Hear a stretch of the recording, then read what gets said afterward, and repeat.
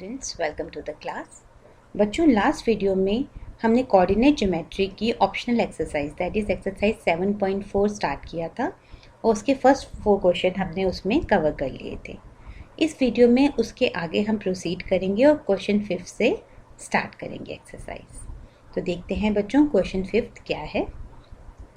Exercise 7.4, the students of class 10th of secondary school in Krishinagar has been allotted a rectangular plot of land for their gardening activity।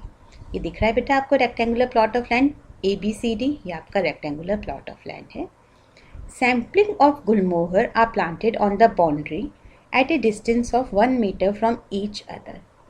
देखो बेटा एक एक metre पे sampling लगाए हैं, ये आपके गुलमोहर के सैम्पलिंग है, ठीक है, जो आपकी एक एक मीटर पे लगे हुए हैं बाउंड्री पे।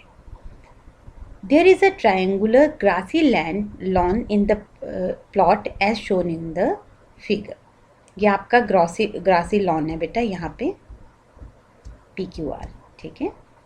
The students are to sow seeds of flowering plant on the remaining area of the plot. Remaining area पे आपको क्या लगाने हैं बच्चों? सीड्स लगाने हैं। अब इसको कैसे करोगे बेटा? क्वेश्चन क्या है पहले देखते हैं, क्वेश्चन क्या क्या पूछे गए हैं। Taking A as origin find the coordinate of the vertices of triangle. पहले आपको A को ओरिजिन लेना है और ट्रायंगल के कोऑर्डिनेट निकालने। कौन से ट्रायंगल के? PQR, जो कि क्या है आपका ग्रासी लॉन है आपका, ठीक है। What will be the coordinate of the vertices PQR if C is the origin? फिर ओरिजिन शिफ्ट कर देना है, ओरिजिन A की जगह क्या कर लेना है? C, और फिर से इसके कोऑर्डिनेट्स निकालने हैं, ठीक है। What will be the coordinate of triangle PQR if C is the origin? दो पोर्शन पार्ट तो ये हो गए। Also calculate the area of triangle in these cases. What do you observe? दोनों केसेस में जब आपने A को ओरिजिन लिया तो PQR के कुछ कोऑर्डिनेट आएंगे, उससे एरिया निकालना है आपने PQR का। फिर C को ओरिजिन लेना है, फिर PQR के कोई कोऑर्डिनेट आएंगे, उससे एरिया निकालना है। What do you observe? चलो एरिया निकालते हैं, फिर देखते हैं। तो सबसे पहले हमें कोऑर्डिनेट चाहिए PQR के, टेकिंग A एज ओरिजिन।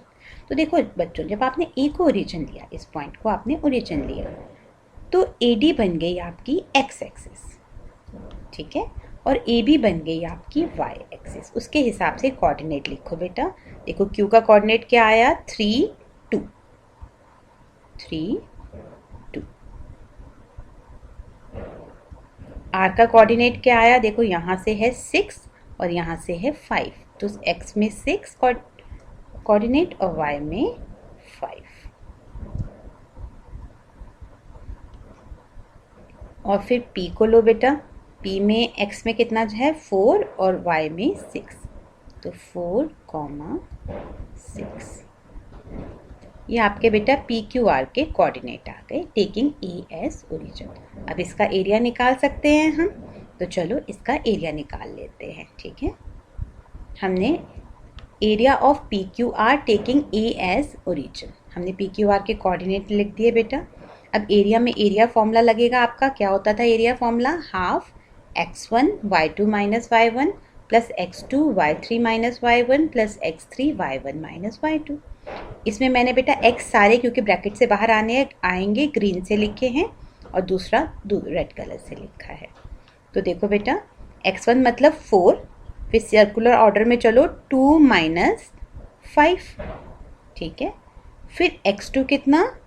3, आगे सर्कुलर ऑर्डर में चलो 5 माइनस 6, फिर x3 मतलब 6, आगे सर्कुलर ऑर्डर में चलो 6 माइनस 2।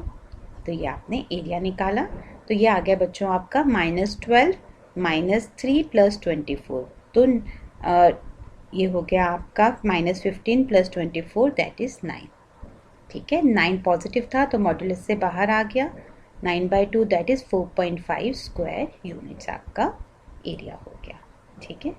अब हमने ओरिजिन चेंज करना है, ओरिजिन चेंज करके अब क्या बनाना है? हमें C को ओरिजिन बनाना है, ठीक है। अब C को अगर हमें ओरिजिन बनाना है तो हमें पहले बेटा हमने ये काउंटिंग लिख दी 1 2 3 4 5, 1 2 3 4 5, ये आपको लिखनी पड़ेगी। ये बन गया आपका x एक्सिस CB और CD बन गया आपका y एक्सिस, ठीक है। अब देखते हैं अब क्या है पी क्यू आर के कोऑर्डिनेट। तो पी को देखते हैं बच्चे पहले। यहाँ से अगर ये दूर पड़ रहा है तो एक स्केल लो और यहाँ पे रख के देखो। तो देखो एक्स कोऑर्डिनेट 12 आ रहा है और वाई कोऑर्डिनेट कितना आ रहा है 2। एक्स कोऑर्डिनेट 12 और वाई कोऑर्डिनेट आपका 2 आ रहा है। अब क्यू देखते हैं बच्चों। यहाँ से रखते हैं एक्स कोऑर्डिनेट 13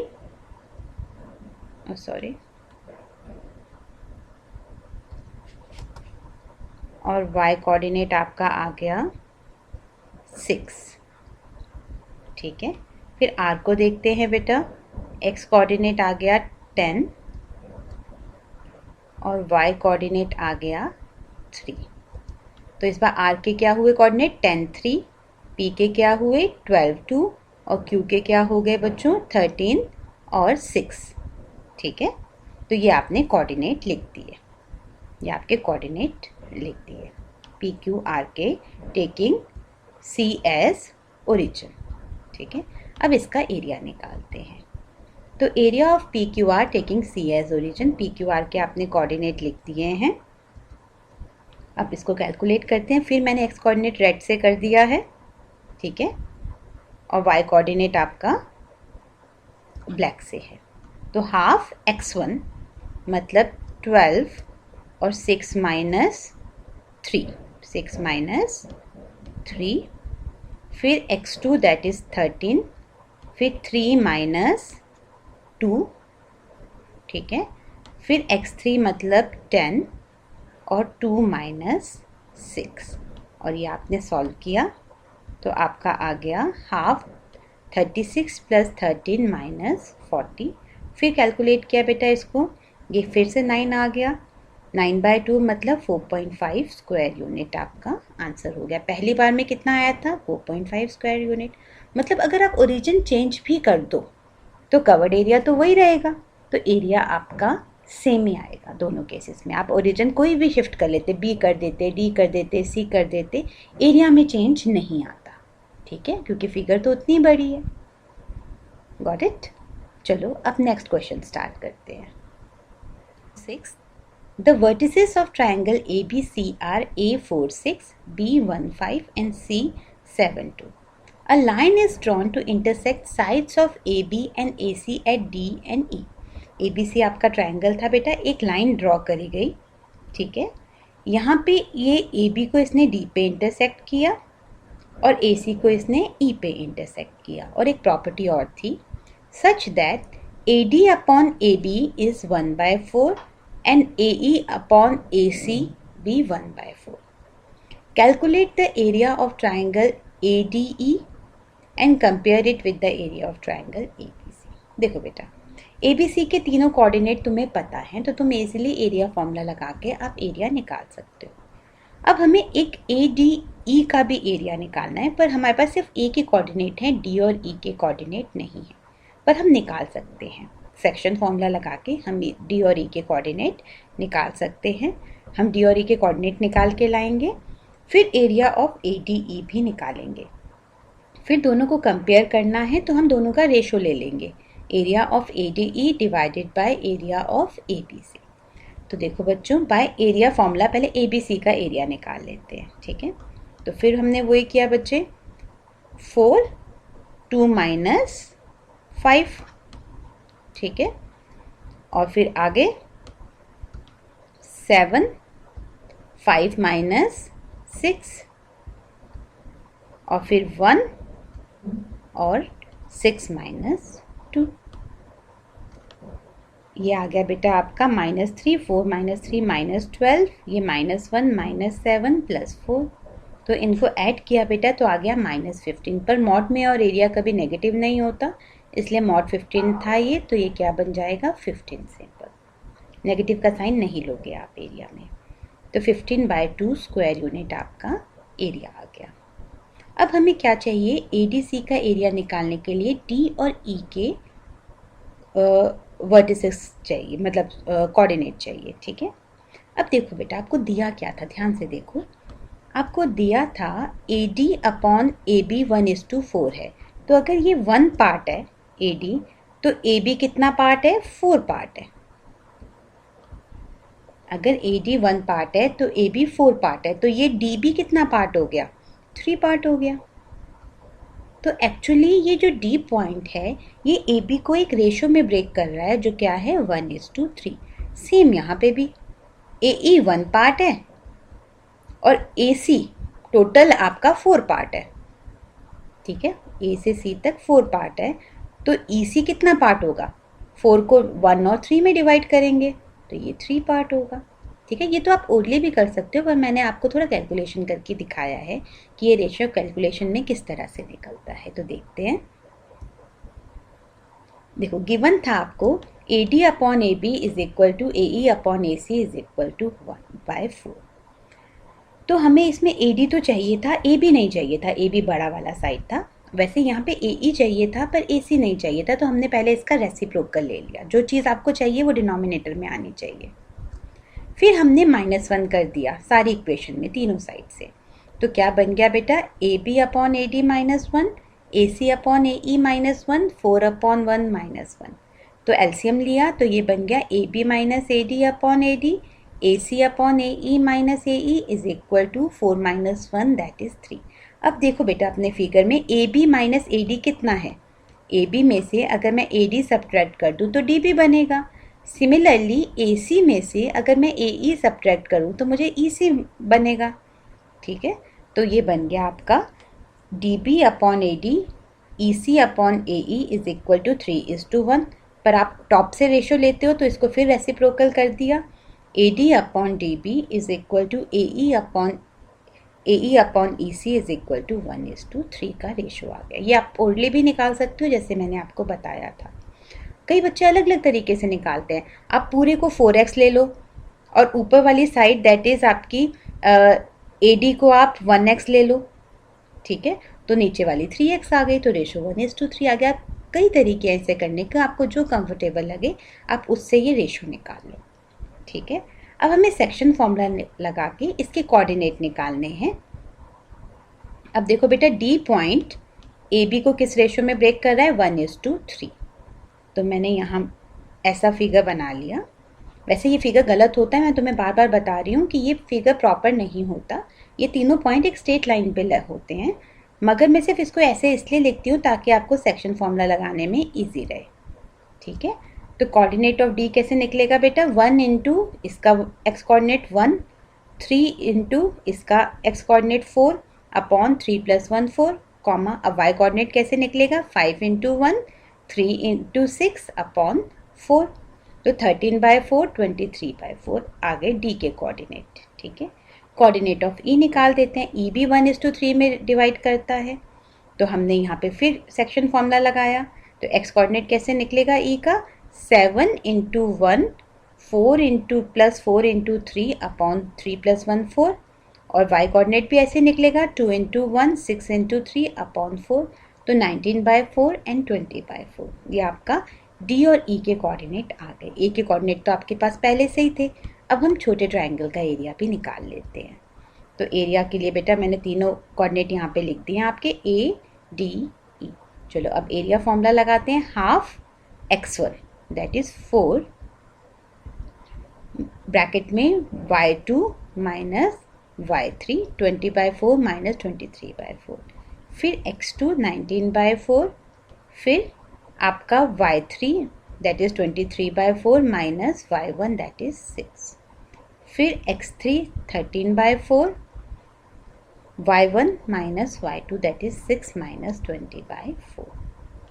अब आपने इसको कैलकुलेट किया बेटा, यहाँ 4 एलसीएम ले लिया तो 20 - 23 माइनस 3/4, ये 4 से 4 कैंसिल हो गया।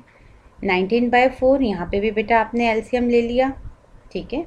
6 4 ज़ा 24, 23 माइनस 24 दैट इज -1/4।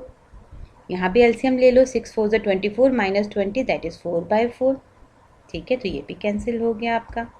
तो आपके पास क्या बचा? Half -3 -9 upon -19 upon 16 plus 13/4। आपने 16 एलसीएम ले लिया, इसको सॉल्व किया। ये 16 इंटू 3 -48 -19 प्लस 13 इंटू 4 52, ठीक है। और इसको सॉल्व करके आपका जो आंसर आया वो था आपका बेटा 15/32 स्क्वायर यूनिट्स, ठीक है, आपने डेसिमल में कन्वर्ट नहीं करना क्योंकि आपने रेशो ही निकालना है। अब आपको रेशो निकालना था इस ट्रायंगल का, इसको कंपेयर करना था बड़े ट्रायंगल ABC से, तो ये रेशो से कंपेयर हो जाएगा। तो ADE अपॉन ABC दोनों का रेशो निकाल लो।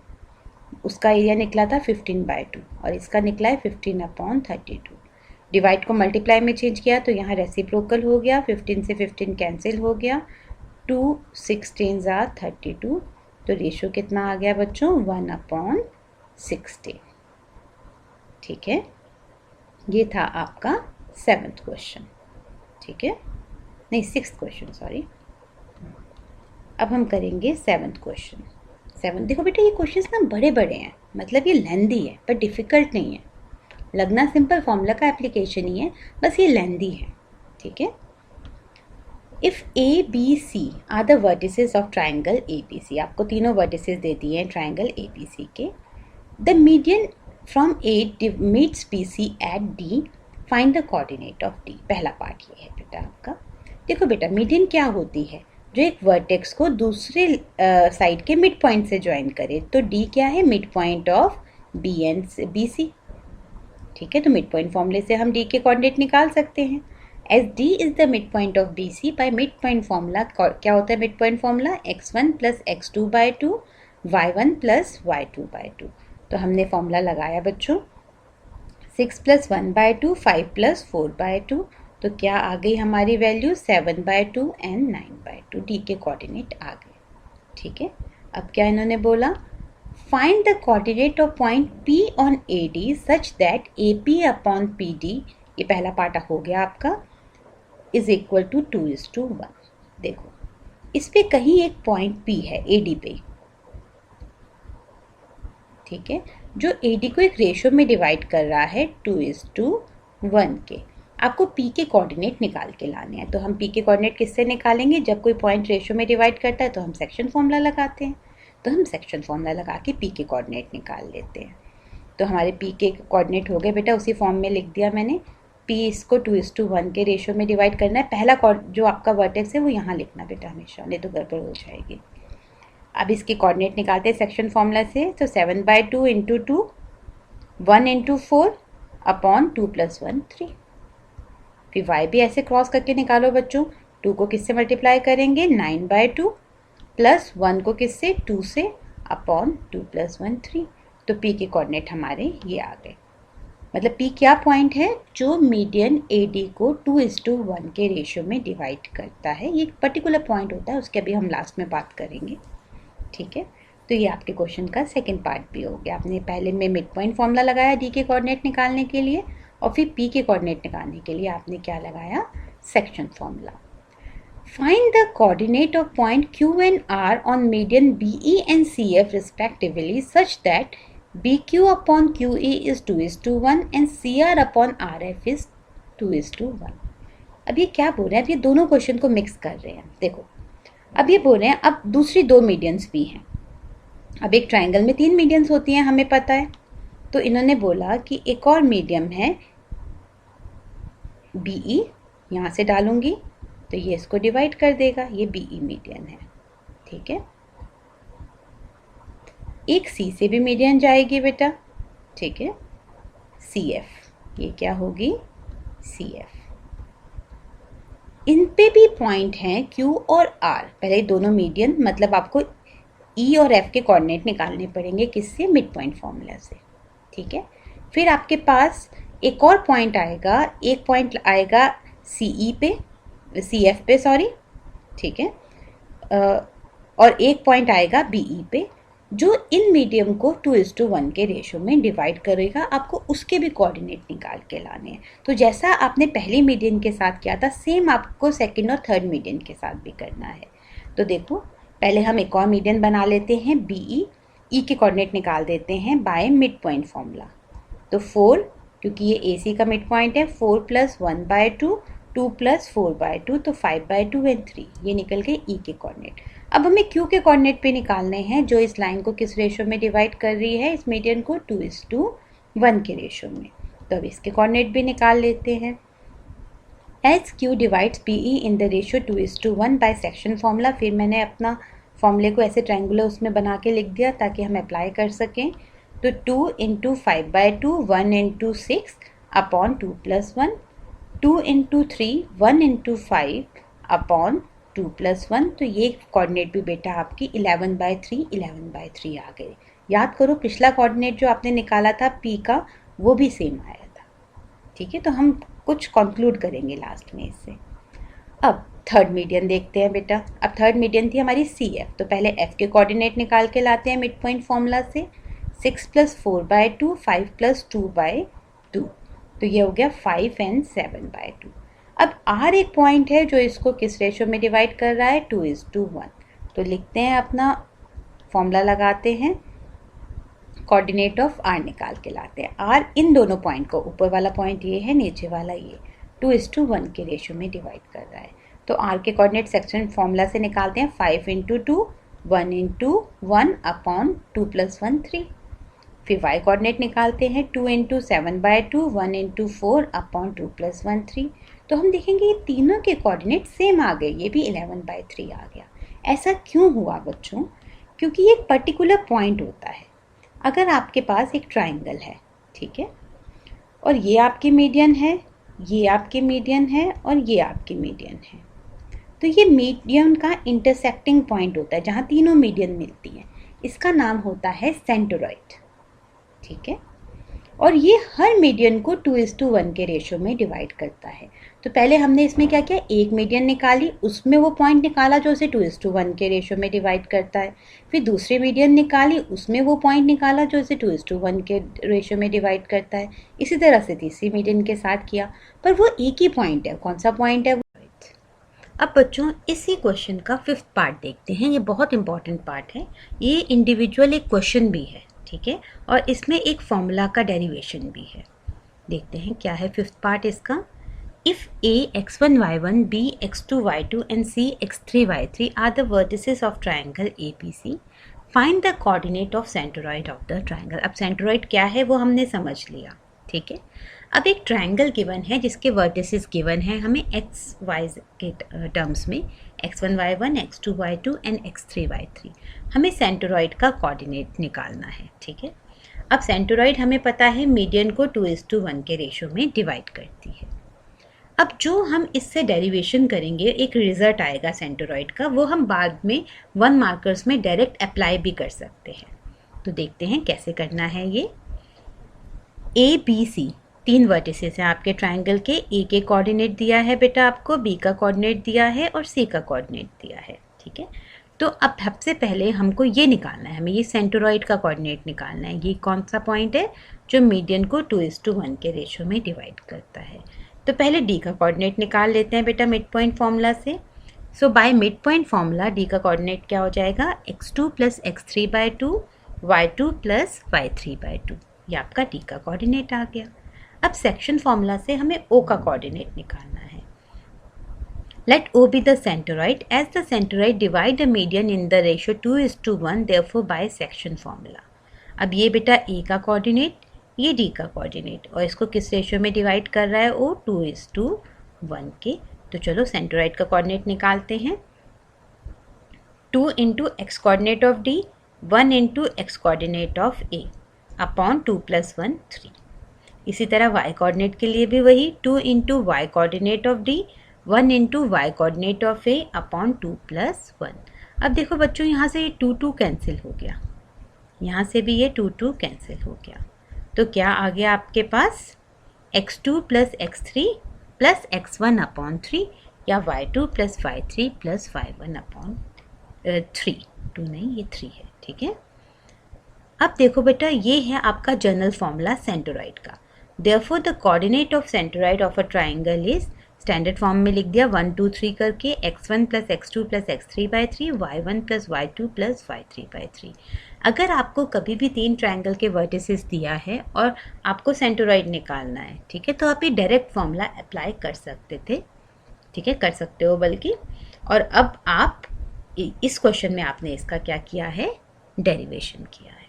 That's all for today. Thanks for watching.